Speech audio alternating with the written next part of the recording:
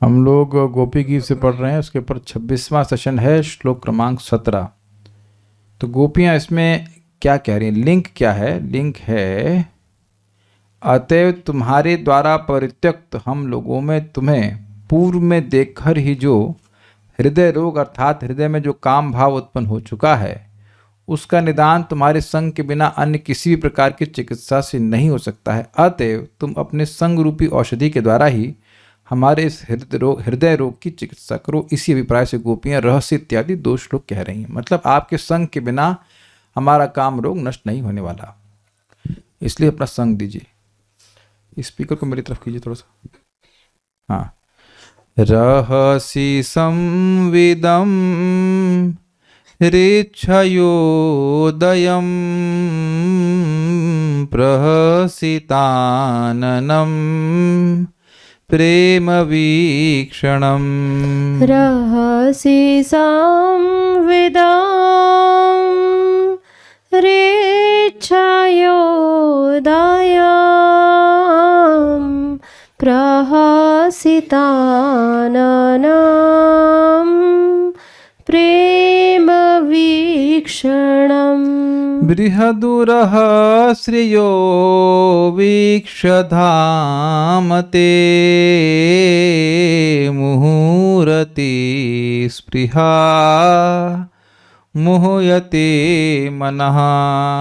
बृहदुरः श्रियो वीक्षधाम ते मुहुरति स्पृहा मोहयते मनः।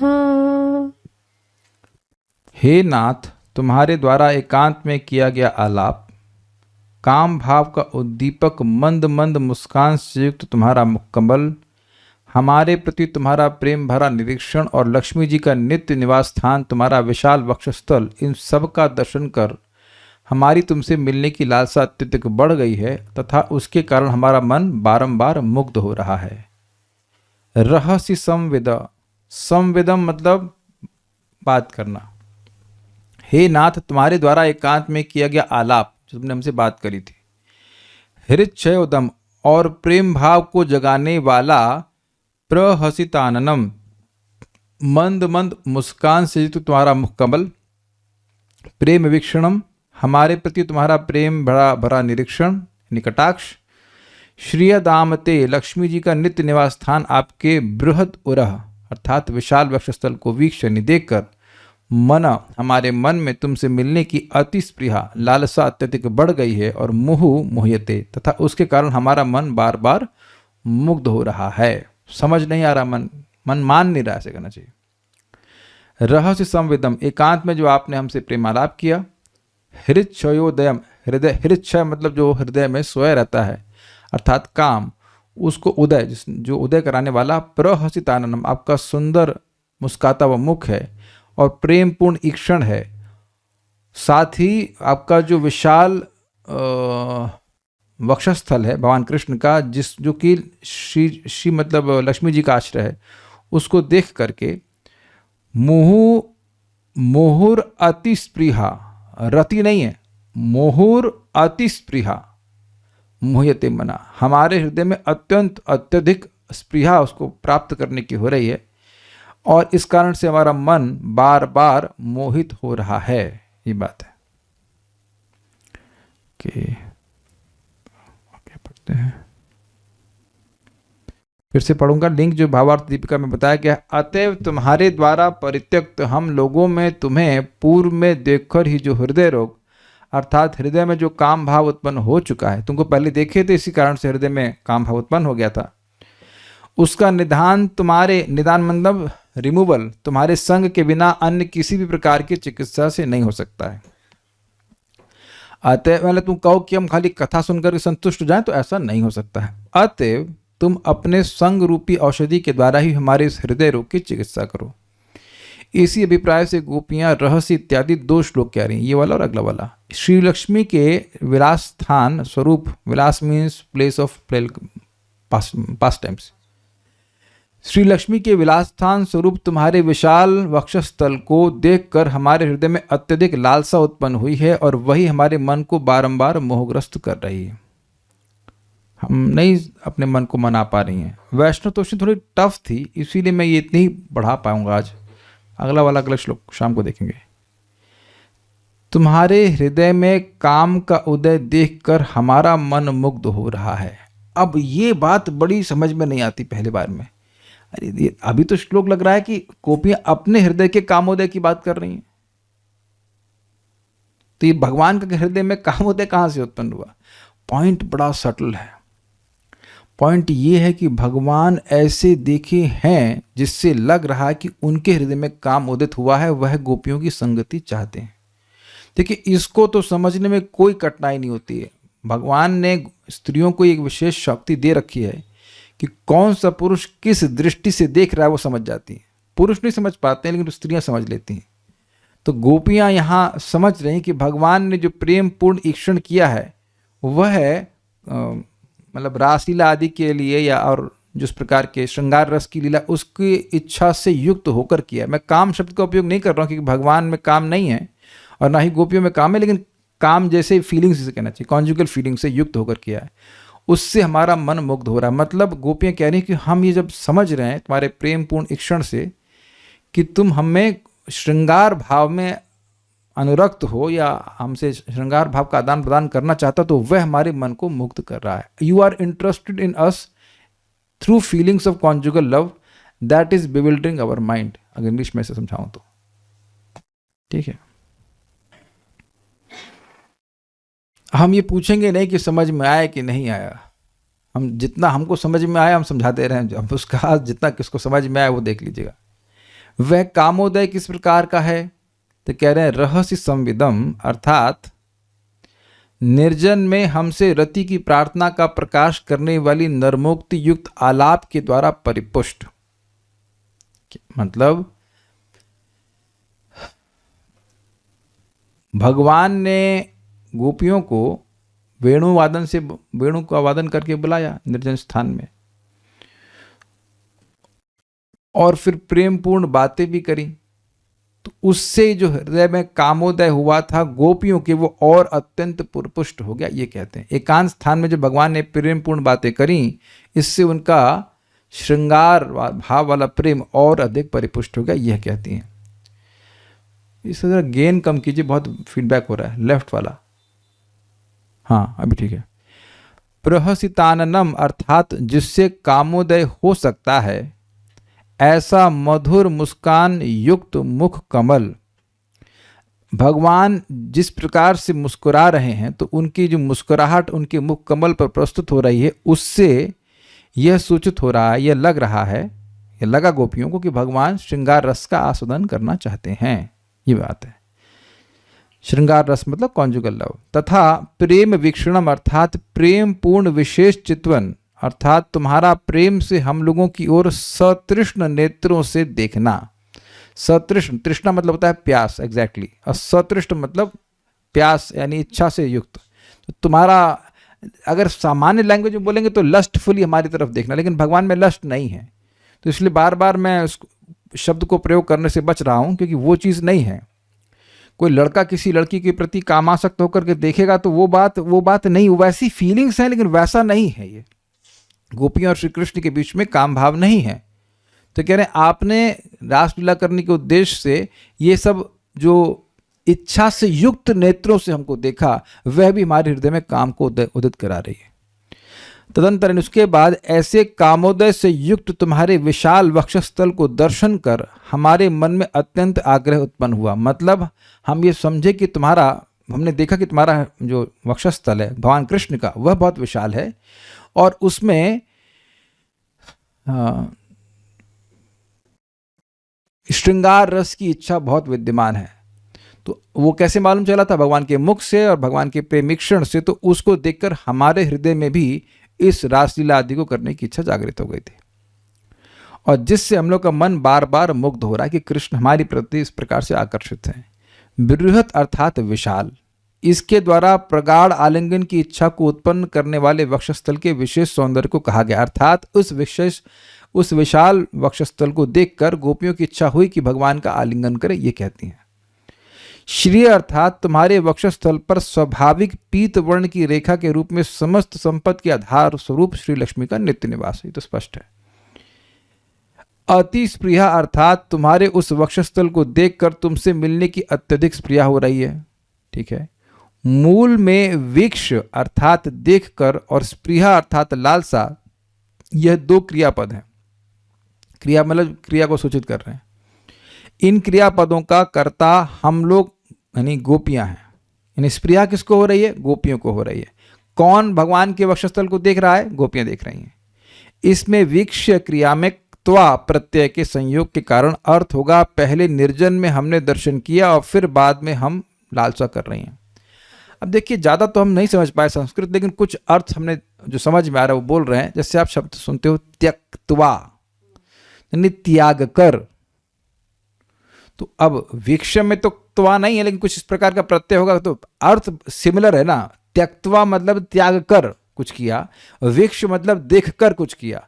तो कह रहे हैं कि अर्थ ये हुआ कि लालसा हमसे अपने आप नहीं आ गई, हमने तुम्हारे वक्षस्थल को निर्जन में देखा, तब हमारे हृदय में उसको प्राप्त करने की अति लालसा आ गई। मतलब हम we are not to be blamed, ये बात।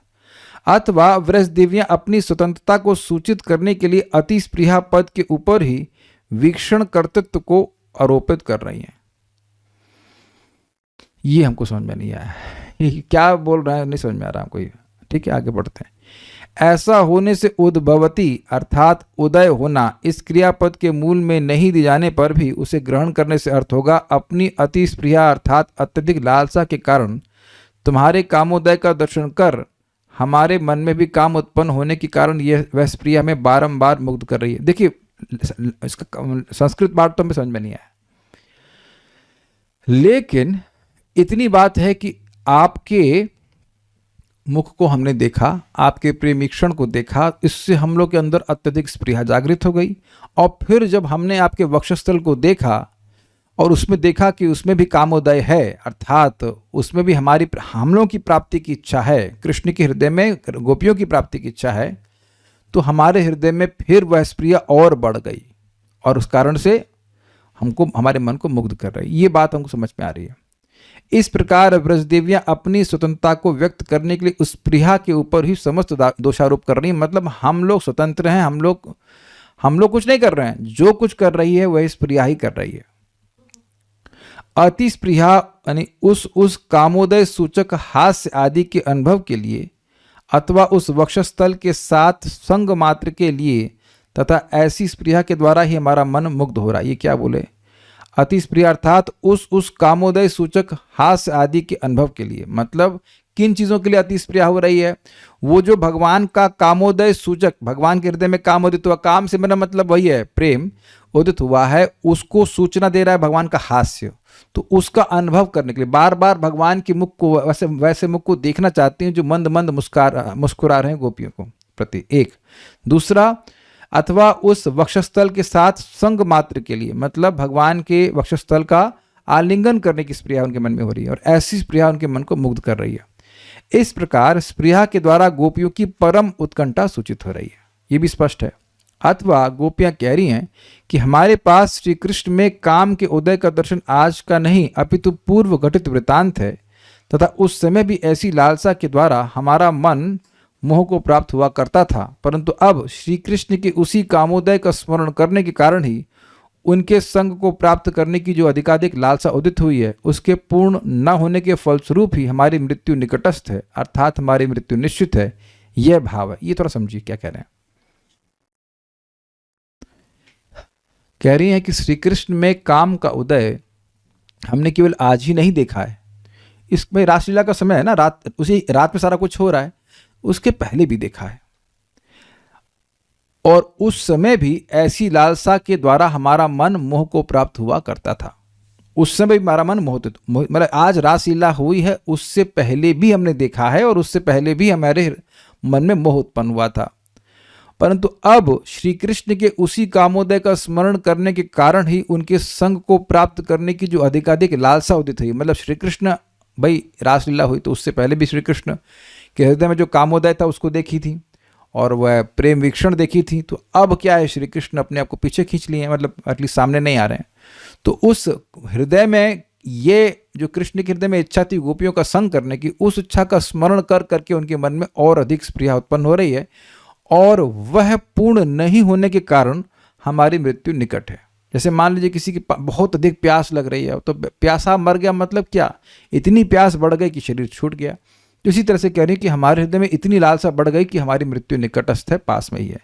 इस प्रकार इस स्पृहा का कोई निवारण न होने के कारण गोपियों द्वारा इसका प्रतिकार करना असंभव हो गया है। मतलब गोपियां स्वयं इसका प्रतिकार नहीं कर सकती, इसीलिए कह रहे हैं कि हमारे मन को मोहित कर रहा है, मन को हम सांत्वना नहीं दे पा रही हैं। केवल कथा से काम नहीं चलेगा, अर्थात गोपियों के इस रोग की कोई चिकित्सा संभव नहीं है। इसके द्वारा व्रज देवियों का परम दैन्य ही सूचित हुआ है। भाई देखिए, कोई व्यक्ति किसी रोग से पीड़ित हो और वो एकदम मृत्यु को उपस्थित करा दे, तो क्या होगी इसकी स्थिति? उसकी स्थिति दीनता की होगी, उसके पास कोई होप नहीं है, होपलेस कहा जाएगा इसे। दीनता में व्यक्ति होपलेस होता है ना, कि मेरे पास कोई और कोई ऑप्शन नहीं है। तो कह रहे हैं कि हम, अगर आप आ नहीं रहे हो और आपके अलावा कोई चिकित्सा है नहीं, ये नहीं कि आपकी कथा सुनकर के हम लोग संतुष्ट हो जाएंगे। समझ रहे हैं ना, गोपियां आपस में कृष्ण की कथा कर रही हैं, लेकिन कृष्ण की कथा उनके हृदय में और अधिक लालसा को जागृत ही कर रही है, कम नहीं कर रही है। तो कृष्ण का संगति नहीं मिलेगी तो उनका ये जो, हाँ, उनका मृत्यु जो है वो निश्चित है, क्योंकि लालसा बढ़ती जा रही है, एक रोग के समान। सारार्थ दर्शनी, हम क्या करें? तुम्हारी 5 प्रकार की मोहन क्रियाएं कामदेव के 5 बाणों की भांति हमारे नेत्रों के छिद्रों से अंतर में प्रवेश कर हमारे हृदय को दग्ध कर रही हैं। तुम्हारी 5 प्रकार की मोहन क्रियाओं को हम बतला रही हैं, कैसे तुम हमको मोहित करते हो। प्रथम, रहस्य संवेदम, अर्थात निर्जन में तुम्हारा रति प्रार्थना को प्रकाश करने वाला संभाषण। मतलब भगवान ने प्रस्तुत किया होगा, हम लोग डिटेल नहीं पढ़े हैं रासलीला में, लेकिन भगवान ने कुछ बोला होगा इसके द्वारा वह रति सुख की इच्छा व्यक्त किए होंगे। द्वितीय, हृच्छयोदयम, अर्थात हम लोगों को देखकर तुम्हारे चित्त में काम भाव का उदय, अर्थात रति की अभिलाषा हम लोग समझ गए कि थी कि तुम इस प्रकार की इच्छा से युक्त हो। यह भी हमारे मन को मोहित कर रहा था। तृतीय, प्रहसिताननम, अर्थात तुम्हारा सुंदर रूप से मंद मंद मुस्कान युक्त मुख कमल, और वह मुस्कान कॉन्जुगल लव के लिए थी, ये बात थी। चतुर्थ, प्रेम वीक्षण, अर्थात तुम्हारा सप्रेम ईक्षण। पंचम, लक्ष्मी जी का निकेतन, अर्थात समस्त शोभा का आश्रय स्थल तुम्हारा वक्ष विशाल और ऊंचा वक्ष स्थल। समझ में आया? भगवान ने निर्जन स्थान में बातें करी थी। भगवान के हृदय में इच्छा थी श्रृंगार रस का आस्वादन करने की, वह भी वो समझ गई थी। उनकी बातों से भगवान मुस्कुरा रहे थे, स्पष्ट रूप से उनके प्रति और गोपियों के प्रति, और प्रेम से देख रहे थे। चौथा पॉइंट, और भगवान के वक्षस्थल को देख रही थी, जो कि लक्ष्मी जी का निवास स्थान है। तो ये सब देख करके उनके मन में मोह उत्पन्न हो गया था।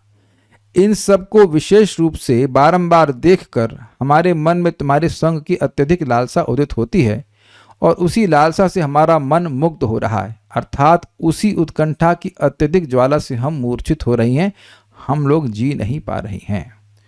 तो यहीं तक बात थी। अब अगले श्लोक को हम शाम को देखेंगे। यहीं तक बात थी, इसमें और कुछ नहीं था, ये सब बातें हैं। आई मीन एटलीस्ट हमको कुछ और नहीं दिखा। So will stop here. Shrimad Bhagavatam की जय, श्री श्री गोपी गीत की जय, ताई गौर प्रेमानंदे।